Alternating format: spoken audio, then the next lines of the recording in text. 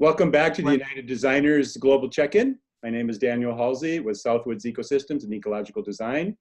We're here doing these check-ins for the Global Earth Repair Conference that's in Port Townsend. And this is our second interview. But we're going to have a lot of these great recorded interviews to show during that weekend, plus live interviews at the same time. So right now we have Oriol and we have Sarah and Regina with us also from Spain. And Regina is going to introduce him for us. Yeah, hello. I'm going to introduce you Oriol Ferrando. He's a very nice permaculture designer. He has very interesting projects, very nice project for education, and also a lot of other works.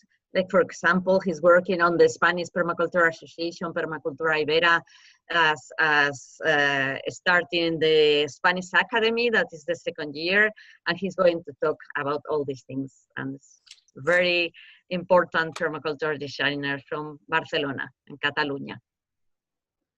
Buenas tardes, Oriol. Hola, Un buenas placer tardes. saludarte. ¿Qué tal? Well, thank you for joining us, Oriol. So we're going to just get started with our questions. And where are you, by the way? What is your region that you're in right now? I'm from Barcelona. I live just in the peripheral area of Barcelona, in a town called Cornellà. It's like the same city of Barcelona because it gets together with the expansion of the city. Right. So is that a coastal area? Yeah, it's a littoral area. It's not just in front of the sea like Barcelona. It's a bit more inland, but yeah, it's the same weather, the same climate. It's a Mediterranean climate. I see. We have this river. The Barcelona is have two rivers around Barcelona, and I live near one of these rivers that is shaping the city of Barcelona. Barcelona cannot grow more because it has these two rivers on the side. Oh, I see. Okay, they're kind of bound in. Well, we're going to get right into our questions here that we have about, climate change, climate adaptation. And the first one is, what is climate change trend in your region? What do you see happening in the past? And where do you think it's going with climate change?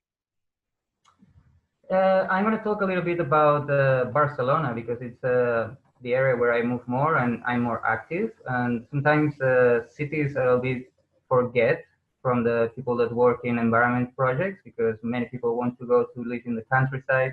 And sometimes they see the city like a big monster, like you can't do much to change things, no?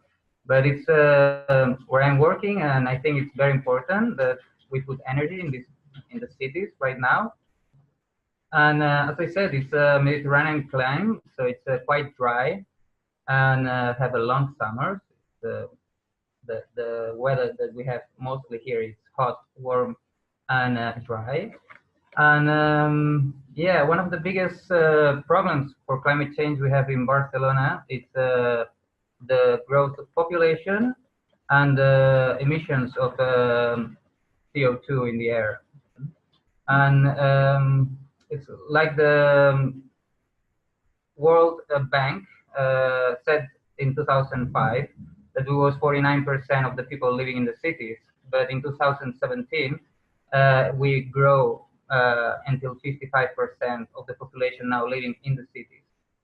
And the cities are they produce the 70% of the CO2 in the atmosphere, so it's one of the biggest problems for the climate change. And the 40% of the emissions in Barcelona, it's from mobility, from driving cars, and it's one big problem we have. No, the city hall in Barcelona, they said that in 2050 we're gonna have 2 degrees more than now, and in 2100 we're gonna have like 3 degrees higher than now. So it's gonna be quite difficult from some areas. If now it's already dry and warm, in 2100 it will be some species will not survive, and the people with more vulnerability, like old people, children, they're gonna have a lot of problems with these consequences. The city hall already said that it's like 660 people die every year, 660 Barcelonan people from the quality of the air, and it's especially in some, not everywhere in Barcelona, but it's some neighborhoods that have more pollution than another ones. That's because it's more population and it's less green spaces. This is one of the main worries that the city hall has, you know, in Barcelona. We have like they make like a study that how many green areas are for habitants, how is the space, that green area space we have for each habitant. In Barcelona, we have like 6.9 meters square of green spaces for habitants in Barcelona. So it's not very much. It's depending on the neighborhood. Some neighborhoods like Sarriá, they have 88 meters squares per habitant, and some ones have like Eixample. It's a neighborhood that has only 1.85 meters square per habitant. And in Eixample, this neighborhood is where it's starting to be more people doing demonstrations and wanting to change the problem that we have in the city of Barcelona. So here's the air quality then, obviously, the stress on people already from the air quality is one thing. And then to also have the temperature going up adds conditional stress. Yeah.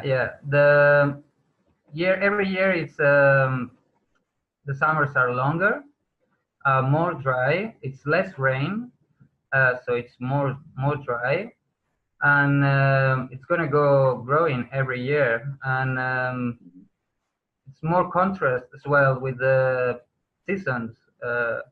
More cold sometimes in the winter, very warm in the summer, and the rain, it's changing the climate with the rain. It's less rain, and when it rains, it's more like strong rains that have a lot of problems because the soil cannot retain the water.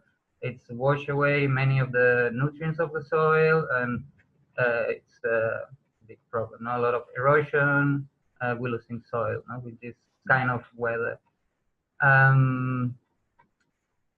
Yeah, also.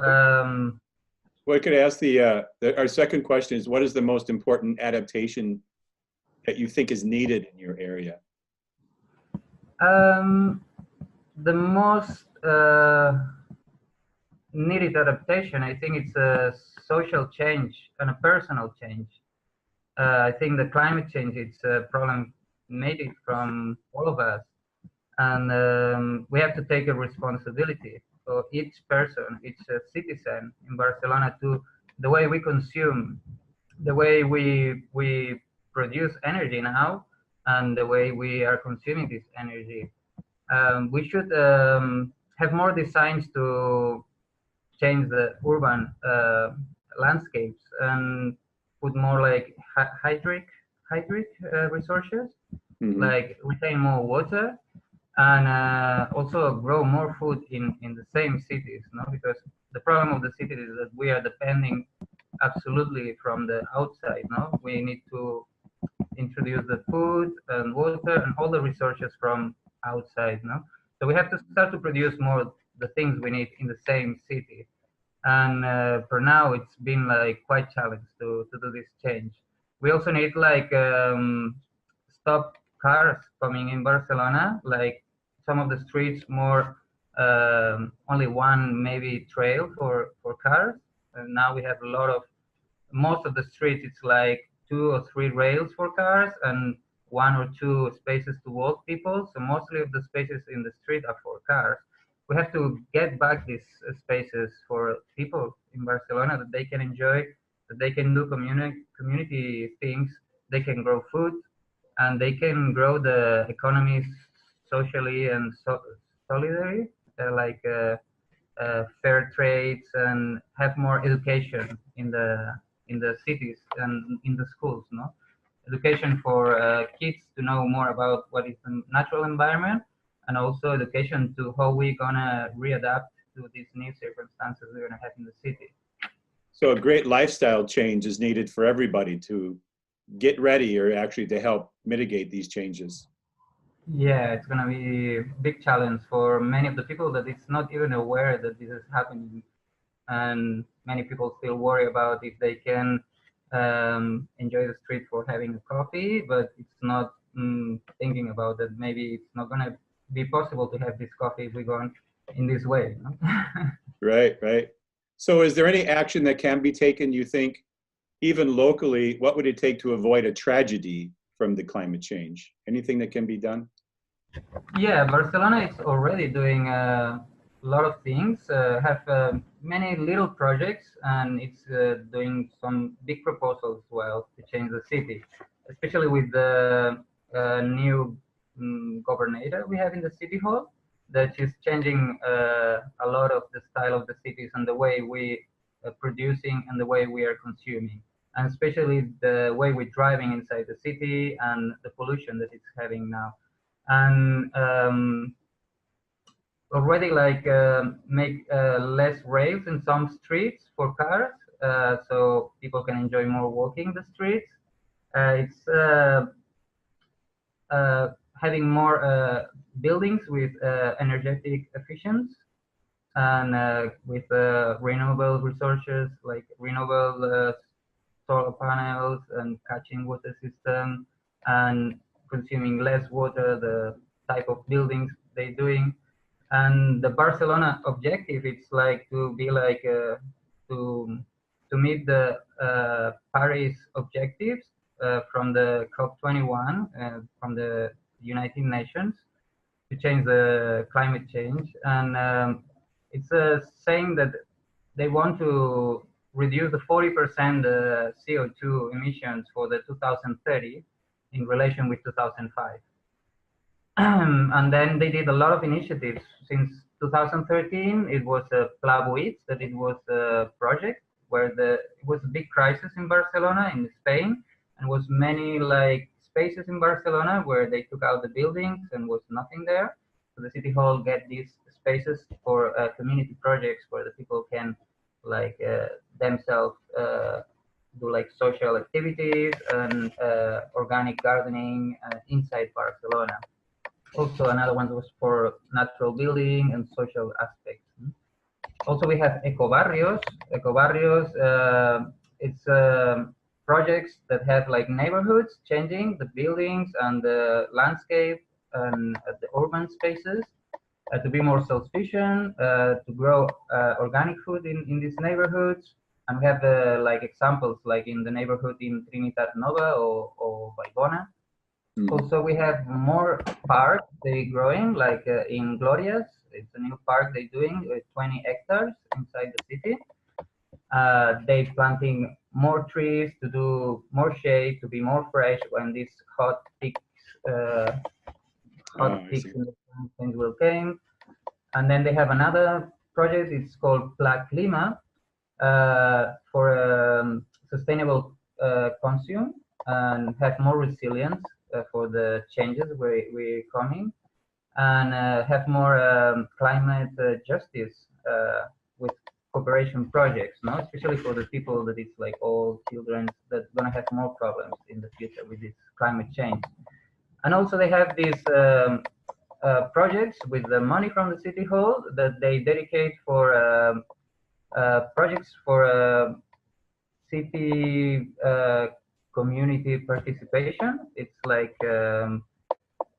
some of the projects are for get better the quality of the air, and other projects for the cooperative economy or against the machismo and violence in between men and women. And yeah, it's a lot of initiatives that the government are giving money now to do these projects, and the people can like do it themselves, no? Like right. Good examples, and growing that green space. You know, trying to raise that green space per person. It sounds like too. Yeah, they want to. One of the go ahead. objectives in Paris, well, it's like to grow 1 meter square per habitant in Barcelona as well. No? I see. So tell us about your organization and your activities. This project, Aula Viva, started in the association Jardins Zema. It's an association that has a few operations in Barcelona to change the urban landscape, to do it more green and give community spaces for the neighborhood. And they asked me that they wanted to do a project with citizen participation budget. It's a budget that the city hall gives for projects, different projects in Barcelona. And with this budget through the schools, implement these changes in the city of Barcelona in the same street. Aula Viva, we was looking the way to use techniques like agroecology or permaculture and do like a curriculum, like a school curriculum, like the same thing that they was doing in science, natural science, in science school, in art, and take these same activities they was doing in class and transform it for change the environment in the street through gardens, through agroecology techniques.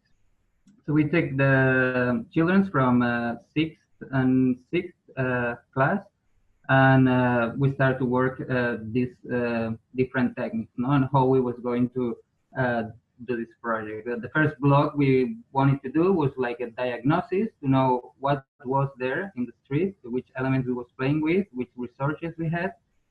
Second phase was like the design, how the kids could design the space. And then we passed to the third step, was like action, we was doing it. And then the fourth was maintenance, how we can maintain this space, because especially in summer it's difficult when schools are not working and then it's no one from the school taking care. And the fifth was like community work, with the neighborhood, because the purpose of this project was that the people from the neighborhood empower themselves to take care of this project.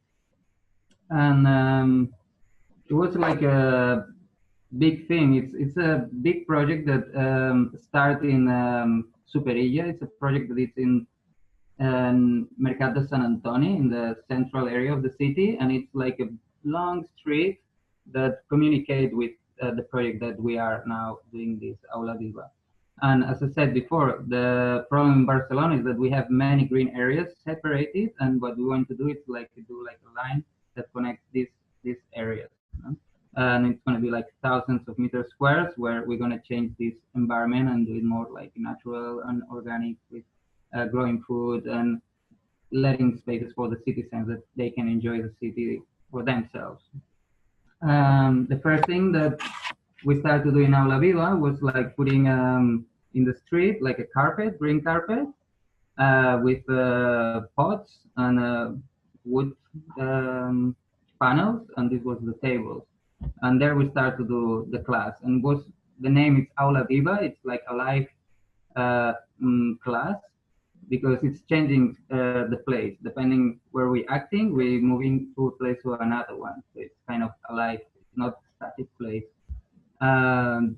So we start doing like art things, like to change the environment around, and the people of the neighborhood, they could see that things was happening, that something was changing around, and they started to do like posts to show the people that they wanted a change with the environment, that they wanted less cars, they wanted more green, and they wanted to enjoy the space in the street. And we started to do like little actions, like around the trees. We have in Barcelona these little squares where it's nothing growing. It's more for dogs can have a wee, or like a kind of waste place. So we wanted to change this, and we wanted to use it as starting to growing food in these little spaces. In Barcelona, it's more than 14,000 of these little 1 square meter that is around the tree. So it's thousands of meters squares. We count all of them. And we start to planting like medicinal plants, aromatic plants, and flowers. And then the people start to see like something it's happening here. It's changing. Also, we took one of the garden beds that was there in the street that was not very good conditions, and it's in the same place where we wanted to do the action. And we transform it. these things we have to work with the parks company of the city, with the water company of the city, maintenance company of the city. So it's 8 big companies that run the city, and we have to be in collaboration with them, no? And talking about what we was doing, and then they was very flexible. They was giving us a lot of permits to do more or less what we wanted to do, because most of the things we wanted to do was like not legal but not illegal. It was not a regulations to change the things in the street, and most of the people think that the street we cannot touch, but they start to let us to play with the environment of the street. That's And amazing. also was sorry. That's amazing to be able to Yeah, get these permits. Yes. yeah, even us, we didn't know exactly we could do it or not. We was like, we want to do this, okay, let's do it. If it's not working, if they say something, we take out, no? But the response was very good always, and we could keep going more and more, no? And it was very creative, because when they let you to expand, it's amazing, no? The things that you can do. And we changed this garden bed. We improved. We changed the water system of the bed, and even the company of the garden take care of the city. They changed us the irrigations for this bed because they needed more water. So they were in cooperation, and it was the first big action we started to do in the street. You know, we did like a workshop where the kids could learn the medicinal plants, and we did like uh, box, like a medicinal space in the street with lots of medicinal plants, and the kids were studying these plants. They were making like signs to show the people which kind of plants are, which remedies you can do to heal yourself, and it was a really nice experience. They started to plant, and then we mulched the place, and after a few months it was growing, and yeah, we can see the results of this bed that was nothing growing there, and suddenly it was like a lot of aromatic plants, medicinal plants, and the remedies that the kids was putting there for the neighborhood, and signs like saying, you can take, please don't take the whole plant, just take what you need. And it's a place to, it's a resource to share for all the neighborhood. And Oriol, what feedback did you get from the people living in the neighborhood? Were they happy with this new garden they have? They was really happy. Actually, at the beginning, when we started to do these actions, we get still many plants, like especially flowers and nice plants. Some neighbors, they start to stall it. And we was putting again, and they stall again, and we put it again. And finally, at one point, they stopped to take these plants, and it was opposite. They start to bring plants there, no?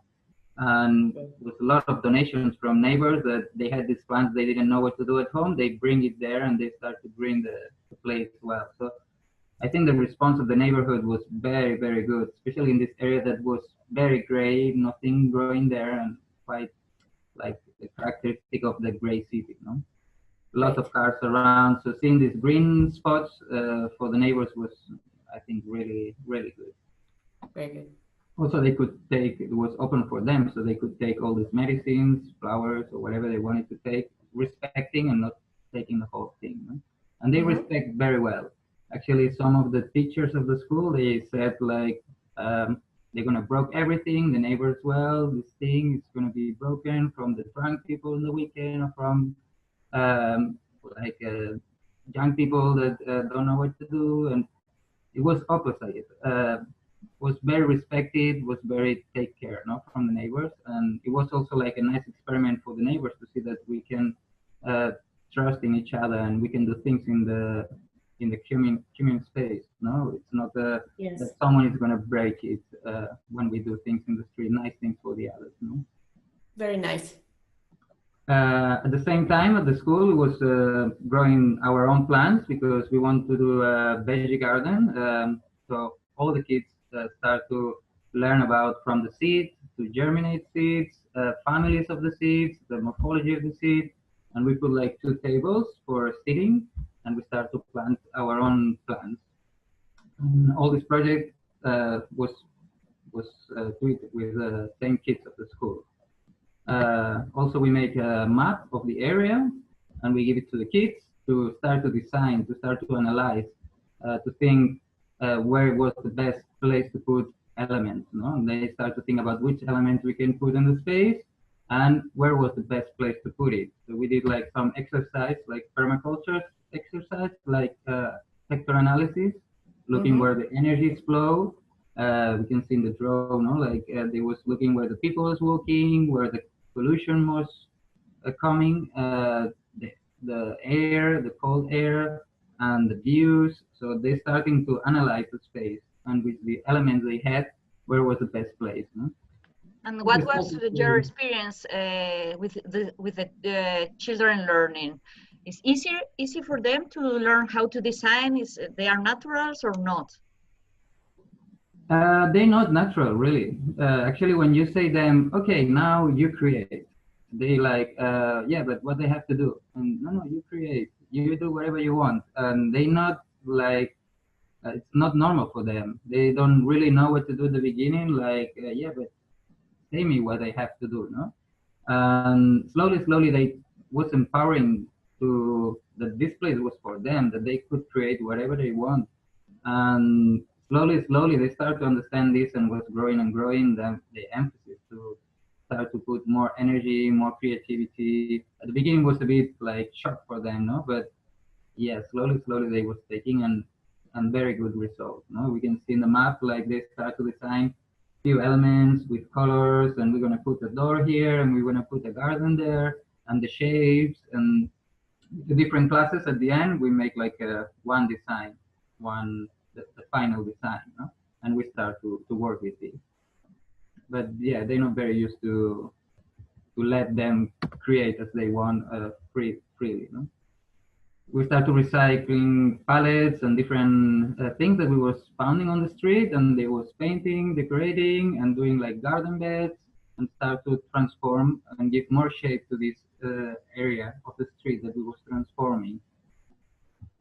We use a lot of art as well, like combination with the art that they was doing in the class.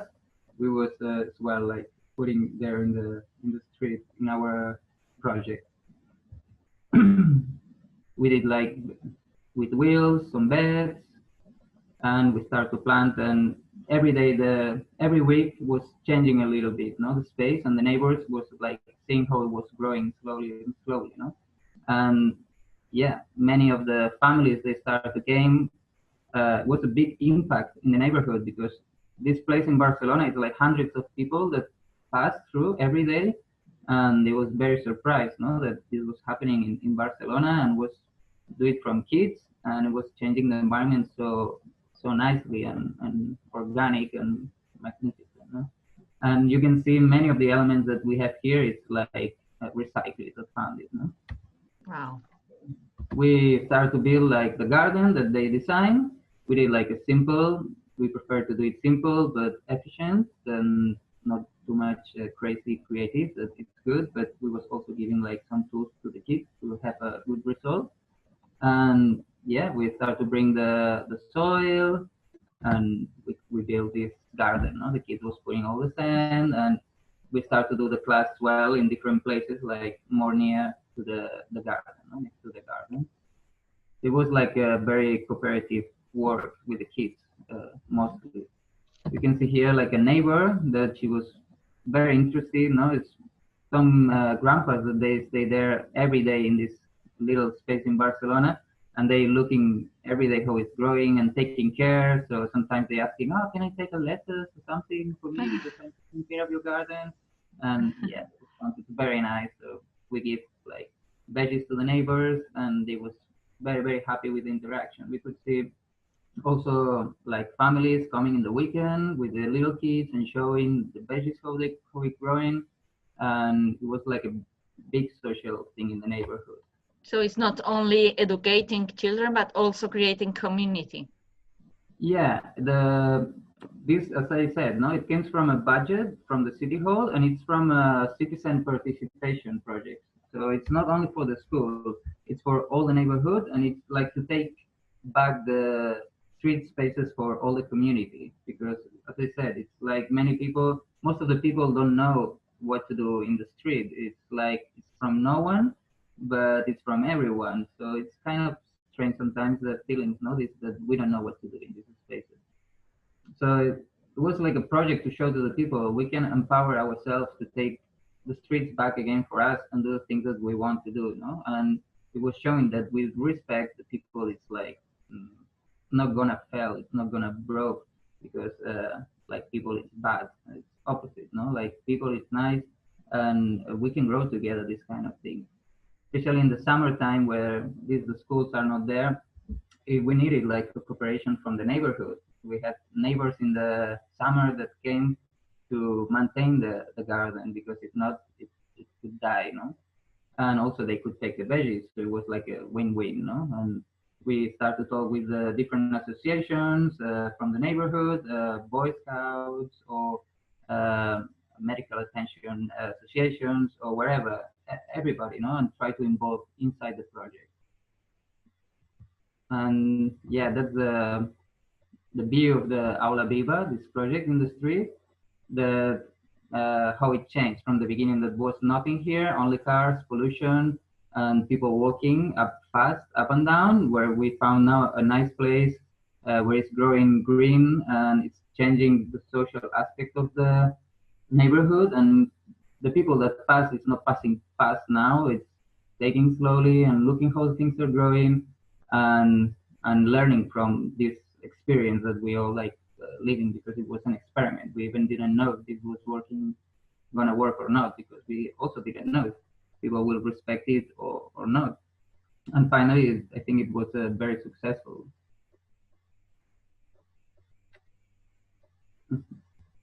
It looks very good, Oriol. Very interesting. All of it. Amazing, I think. Yeah, I agree. So this project is still going on this year, or this was like a once on a time project, or is continuous? This project is it's on, and it's going to be on for years. We get these budgets from the government for now.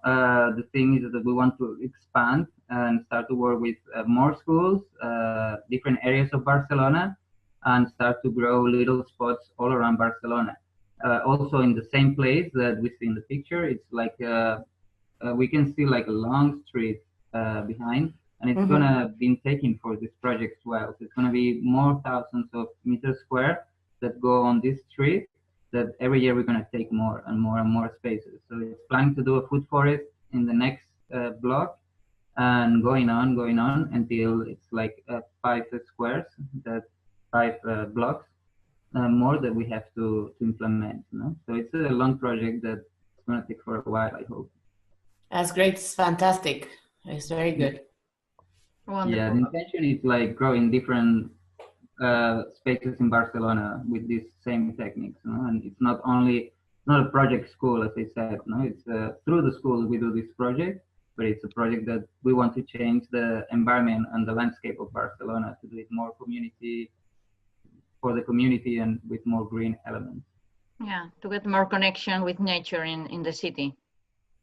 Yeah. It's, as I said, many of the people that came didn't know even how it grows the veggies, and not only kids, also parents and grandpas, So they was coming here to learn, the experience what was happening, And regularly they was coming and saying like, oh, it grows a little bit more, and also in the summer they will start to taking fruits, and the Chinese restaurant that was in front as well was taking part, the parking around they were taking part as well, and give us the wheels to do the project, and many of the shops and business around, they was also taking care and coming to water the plants and yeah, doing this project for themselves well. Very good. It's a great project. And a lot of anecdotic things, like a lot of people saying us when we start the project, oh, people is gonna broke this because it's in the middle of the street, people are gonna steal your veggies. But finally the people realize that it's not like this, we're not like monsters in the city, that we can do things together, that we can grow food together. And it's this social experiment that many people had realized, that we can take back the streets, and we just need more space, and the laws be a bit more flexible to ask and do this kind of things. So people will become more aware of how valuable that green space is. And then also seeing that on the landscape, you're changing their inner landscape also as much as you're changing the outer landscape. Yeah, it's the purpose. The problem of Barcelona is that we have green areas, but it's like separate each area, no? And we need like more lines that connect all these parks and all these green areas. One of the projects we're doing is like doing a linear park, like a line park that connect different neighborhoods, and it's going to be thousands of meters squares of green space where we want to do like veggie gardens, food forest, many kind of not only agricultural things, also like social aspects, no? Where people can practice environmental things and learning how to take care more of the environment and how to introduce the nature inside the city. Because I think we don't need to go out of the city to live with good quality. We need to bring the city, we need to bring the countryside to the city, and then we can live in the city in peace. The cities are going to grow. It's a big monster now because we not like growing consciously, but if we grow consciously, this big monster can be also like really integrated. You can tame that monster. Or train the monster, like to train your dragon. To actually, it's not a monster if it's treated well. It actually can be quite friendly and quite nice. The problem is that we always think in the city like production, economic growth, and the way to pass the crisis and all these kind of things, it's like consuming more, producing more, no? And we have to start to change like a personal, I think it's a personal change, no? Like people have to look inside themselves, what they want in life, how they want to live, and then bring this to the cities, no? Right. And we especially need more connection with nature inside the cities. Well, thank you for your time today. This was very informative, and it was great to hear what's going on in Barcelona, and your activities there too. And hopefully that another time we can talk again. Thank you very much. Appreciate your time, and hopefully we'll be in touch and talk again. Thank you very much. Appreciate what you're doing as well. Thank you. Right. Bye bye. Thank you. Adiós, Oriol. Puedes despedirte en catalán también, ¿eh? Que nosotros no sabemos. Adiós, muchas gracias. Adiós. Adiós.